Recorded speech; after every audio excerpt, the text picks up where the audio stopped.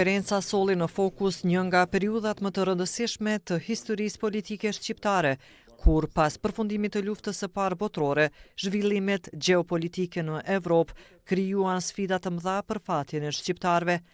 Akademiku Jusuf Bajraktari theksoi se këto rrethana kërkuan vizion të qartë dhe orientim strategjik nga elita politike e kohës me synim ruajtjen e shtetit dhe të rësisë territoriale. Shkodra si qendër politike, kulturore e kombëtare ishte një bazë e fuqishme, inspiruese e organizimit për zhvillimit e këtyre përballjeve të kohës. Prandaj, asaj do t'i takojnë nderi për të bërë qendër përpjekjeve politike. Kjo dhe për faktin se qyteti kishte një status të veçantë si seli e Komision Ndërkombëtar të Kontrollit. Konferenca e Versajës me 21 dhjetor 1918 Hoxha Kadri Prishtina kërkoi nga Ministria e Punëve të Jashtme e Italisë se ta përkrahte çështjen shqiptare në konferencën e paqes.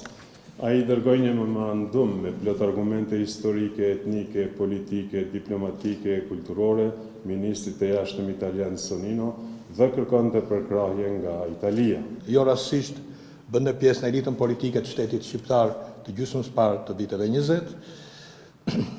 Jo rastësisht ai pati përveç veprimtarisë së tij dhe njerëz të zgjedhur rreth vetes, ndër të cilët bën pjesë edhe Bedri Pejani. Një këndvështrim personal mbi figurën e Hoxh Kadri Prishtinës solli edhe studiuesja Nervila Nika përmes përvojës së saj familjare dhe kërkimeve arkivore. Njohja me gjyshin ka qenë nëpërmjet rrëfimit familjar.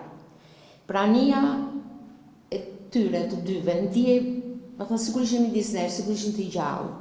Po kur mbarova studimet dhe nisa punë drejtorinë e arkivave, pata mundësinë e artë ta verifikoja nga afër atë çka më kishin thënë në shtëpi.